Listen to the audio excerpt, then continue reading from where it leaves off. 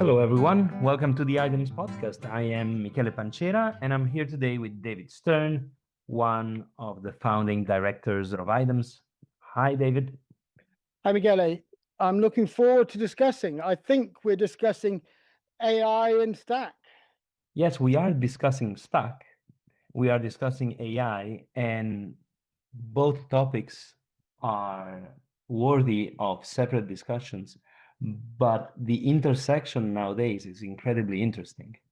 And I myself am working on some integration. So, where should we start? Let's start with the bits that I know, and then you can fill in with what you've been doing more recently. So, you have been for a number of years working with Santiago and others on using an AI agent to help in the authoring of Stack questions. You've been authoring Stack questions for partners, Caltech, University of Trieste, and many other African universities as well. And the use of this AI agent to help in that process was transformative. A few months ago, there were advances in particularly Claude code, but other commercial AI systems in the way that multi-agent systems were coming along. And a colleague of ours called Ben Davis from University of Southampton has started using a multi-agent system to author Stack questions based on the SMP, the School Maths Project textbooks. And that's been extremely exciting as well. And he's made some really good progress on that. And more recently, you've been interacting with Ben and trying to look forward. What are we actually building for going forwards? And how might this lead into a multi-agent author assistant, I suppose, for Stack questions? That's my current understanding. Where have you got to? Yes, your summarization contains so much. I would like to jump in so many points. Maybe just for the audience, let's add the fact that I've been teaching mathematics for a long time. I've been studying mathematics before that, authoring Stack questions on my own, and then at some point, just to assist myself really in the learning process, but also in the editing itself, I made a Stack assistant using OpenAI tools. And this was, I think, a couple of years ago. And the output of that assistant was question variables, question text, and general feedback, which means some Maxima code and some HTML. And the two interact with each other. This was very fast compared to what I would have done and incredibly useful. As you said, I've been using it for a couple of years, but it's really not what it could be. And again, as you mentioned, the tools now have just changed, and something like Claude Code can really tackle complex problems and lead to results that are way more interesting and manage multi-agent systems. This is where Ben Davis comes in,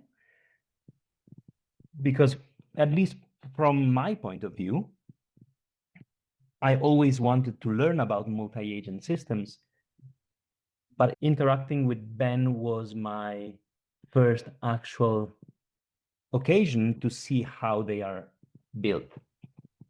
And one of the surprising facts is that the coding itself almost disappears. Of course, I still have to be able to read code and mostly have a very good idea of what I'm doing and what is happening, the structure and the ideas. But the coding itself is becoming almost trivial. And the speed at which things can happen is improving incredibly. And what Ben has showcased to us really solves a use case that is specific to him, but has a lot of intersections with what I would like to do, which is, yes, an assistant for authoring stack questions, but also an editing interface that would just be powerful for stack authors, that would also be potentially detached or not dependent on Moodle. And since I'm mentioning non-dependency, also the models that we want the author to use should be, well, either open models, or at least the user should have the option to choose which models they are using. I realize I've been talking a bit too much. I could go way more in details. Let me come in on a couple of specific things you've said. You've talked about the tools becoming much more powerful. And I'd like to just be clear on what's changed over the last 2 years in this way. And I've got a really concrete example which comes from our discussions in the past, which I believe illustrates this. 2 years ago, when you were working with the Stack Assistant, broadly, you were giving it the information of how you needed it to write Maxima code and the HTML code. And then you were putting that into the Moodle Stack interface by copying and pasting. And the reason for that was that the underlying stack questions are authored as XML, and actually extracting where it needed to change the XML was something that a couple of years ago the models weren't that good at. Whereas now it is something which is, changing the XML, it takes a bit of the effort, if you want, of the models, but it is not a big deal anymore. Is that one of the ways in which we can articulate how the power of the models has been really transformed over the last couple of years? Well, that is definitely one of the ways. The models can just handle the XML files way better. For example, the PRT, the partial response tree, might be very complex in itself, but not only that, once it is embedded in the XML, it's completely unreadable from a human perspective. So if we wanted a more complete AI assistant on XMLs, simply the models were not powerful enough 2 years ago, for sure. And then it's more than that, because now models can really be agents, not just models, but agents, meaning that they can interact with repositories, have self-feedback loops where they spot mistakes, take decisions, take actions. They have tools that they can call. Wait, you're now going a step beyond, because this is what a multi-agent system gives us above the more powerful models themselves, which I agree is even more powerful. But even if we forget about the powers that come from the multi-agent systems, the models themselves and what you can do in an individual instance is transformed.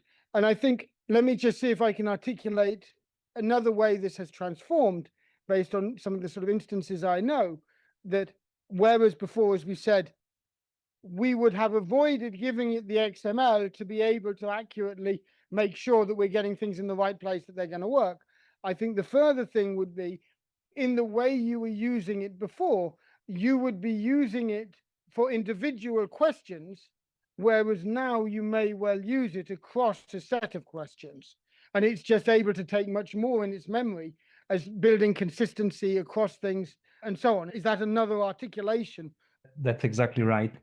In the case of Ben Davis, this is exactly what he's doing. He's working at the same time on multiple questions.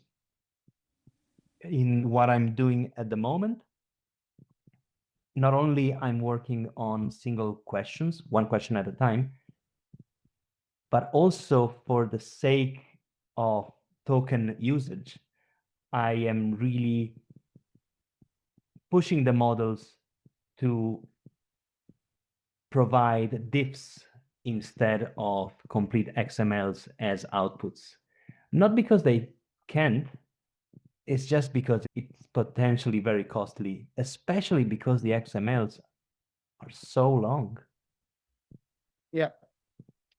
There's a lot to think about on which exact models we use for which instance and the level of effort that we want the model to have, which is roughly speaking how many tokens we want to use per iteration. And that optimization part is one of the interesting bits of this work. Absolutely. And that relates very heavily to your multi-agent systems, which I was sort of drawing you back from, but I should now let you loose on. Well, the multi-agent question, let's say, it's an interesting one because we might be led to think naturally that if one agent does one job nicely, then more agents will do the same job better. That's not always the case. And even if it is the case, there's diminishing returns depending on the tasks. And this is actually very intuitive. If you have a kitchen filled with 50 people, cooking a dish of pasta is going to be more difficult than with one. Now, this is a somewhat silly example, but it just represents that it's not always the case that brute force helps with the task. And so, depending on the task, you have to ask yourself, is the task splittable in smaller subtasks where the overall context doesn't necessarily have to be complete? If between every sub-agent you have to pass the whole context, then it is a question. It makes sense to have a multi-agent system. Now, for stack questions, a single agent nowadays is able to just produce something useful.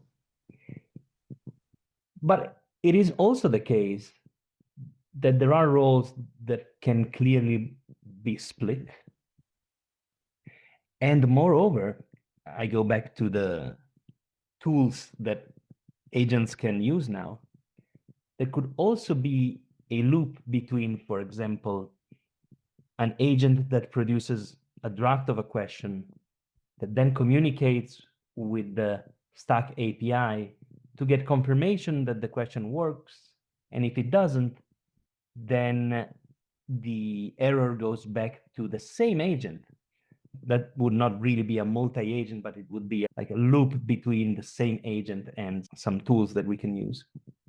So I guess the next interesting point is once you decide that multi-agent systems would be of benefit, even considering the cost that they have, then what is the most sensible structure that the multi-agent system should have? Because there are plenty.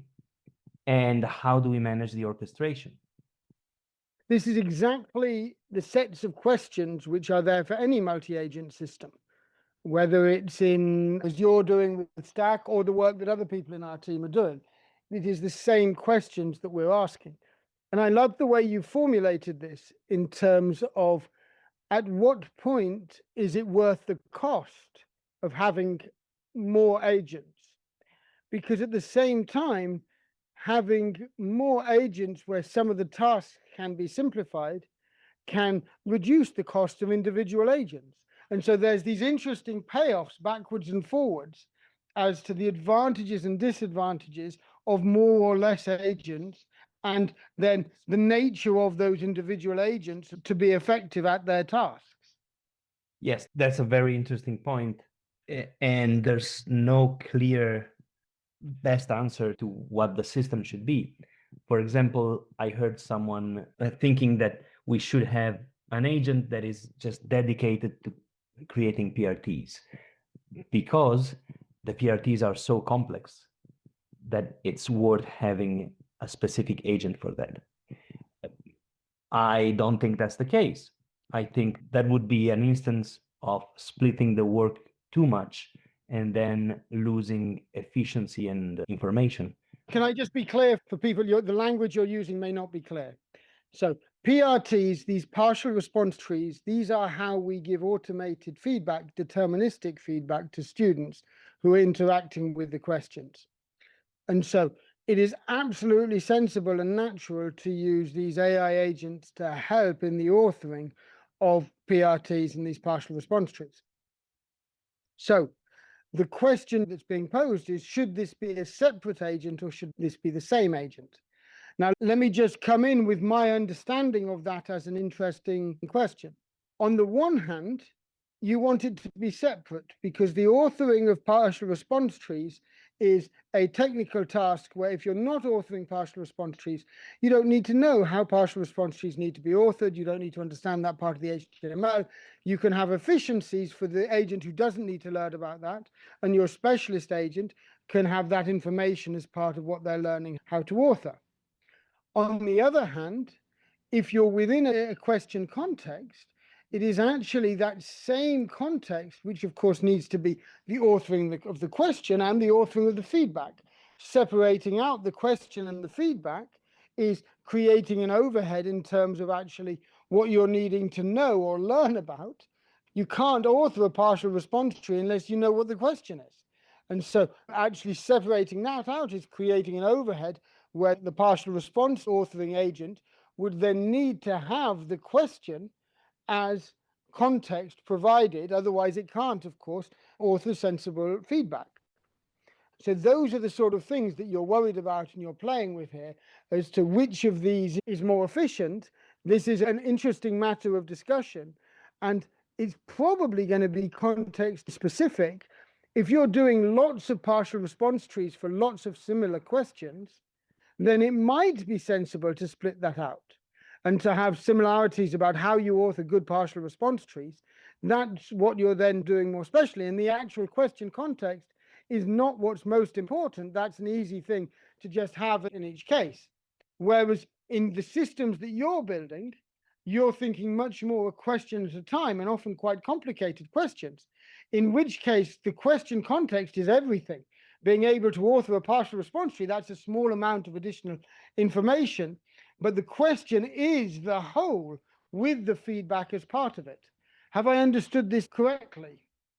Oh, yes. And that's exactly an instance of an interesting decision where it's not that trivial to get to know what would be the best approach. And sometimes you just have to experiment a bit.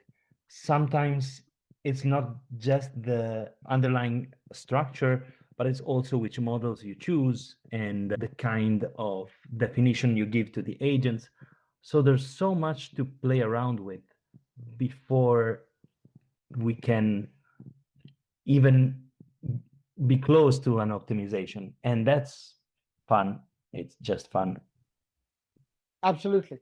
And of course, what we're doing more broadly at the moment is exactly trying to get different people to play around with different instances of this, because understanding what is currently possible and then being able to put in place systems to try and say, well, actually, what is needed? Because that's the next question. If you can get an authoring system which works really well, well, then there is the question. I like the way you frame this as sort of, can we swap out different models? Could we get away with simpler models, maybe even small language models instead of large language models, which remove the environmental impact, the costs, all sorts of things, for many of the tasks we're asking our agents to do? And that's now a whole nother set of questions, which is so interesting to ask. And those questions are the ones where we start getting to to being able to do this really responsibly. Because at the heart of the question about, is it okay to use these models where they're relying on big data centers, which have all these other questions around them? Well, at the heart of that question is really another question of, well, do we even need these big models? Are we going to continue to need these big models? Are they adding value above what smaller models, which don't need the same energy or water consumption? And those questions are ones which in general, we can't answer at the moment for two reasons. The first reason being this is all too new. And the second reason being, well, the models are still changing so fast. What would have happened 6 months ago and what's happening now, everything is changing so fast that you need established, stable systems first to be able to then do some of this optimization, as you put it. That's right. We don't know what's going to happen in 6 months, a year, and maybe a year from now, all of this will just be trivial and you'll just be able to ask one single model to do all of what I'm building. We don't know, but I guess a middle ground, because you mentioned that the cost of using these latest models is not just a monetary cost, but there are all sorts of other costs. And I guess a middle ground could be that we use the expensive models to build systems that are then capable to run with less expensive models and hopefully small language models. And this is a strategy that is being used already by a number of our partners, people like Digital Green. This is exactly what they're doing. And they're doing it in ways that I think are extremely responsible and very clever. They're using these large language models to be able to train the systems, to be able to build small language models that can then be serving farmers directly. And because otherwise the cost implications of serving farmers in low resource environments would be too high. It's really brilliant what they're doing. And I think the same sort of ideas are going to be true in our context, where we're looking at things which will get used in low resource environments. The other thing which I want to pick out that you said is maybe in 6 months' time, a single model will just be able to do this. To be able to do everything you're doing now, we're putting a lot of work and careful thought into. And this is this argument taken further, if you want. This becomes the argument for pushing towards what people call artificial general intelligence. And my instinct is I'm not worried about that. Yes, it might be true that in 6 months' time, the models work so much better that we can do things more simply. But the resources that they will need to do that, they're not going to go down, they're going to go up. The more complex your model is, the more it's going to take to be doing those more powerful things. I'm much more interested in this sort of question of actually once we're breaking it down to these multi-agent systems, and once we understand how to do that, which are the tasks which actually require the large language models and which are the tasks which can be simplified down? These are the really interesting questions that we're going to be able to ask, because at the end of the day, it's going to get soon to the case where we know what the end results are that we're wanting, and therefore we can benchmark against them. So we can actually say, this is the quality of the models that we're wanting to build. This is the performance we want them to be able to have. Okay, let's see, how do different models perform? What are the costs? What's the value for money in terms of these models? What's the environmental impact? These are questions which I believe within the next few years will become industry standard, which at the moment really nobody's able to ask these questions because everybody's too busy building the models and the systems to work now and to actually solve problems. Whereas I think pretty soon we'll get to the stage where having a multi-agent system which solves a problem will exist. And then we'll be able to do that optimization work and get it down and actually ask the harder questions and push researchers to build better models that serve these environments with lower cost, with lower environmental impact and so on. Yeah, all of this then, of course, gets naturally connected to the other previous episodes about empires of AI. And I think for this reason, this might be a good moment to close this session, because then a listener could go there to have additional information. Sounds great. Thank you for this, and thank you for sharing what you're working on. It's great to see how this is advancing. Thanks, David.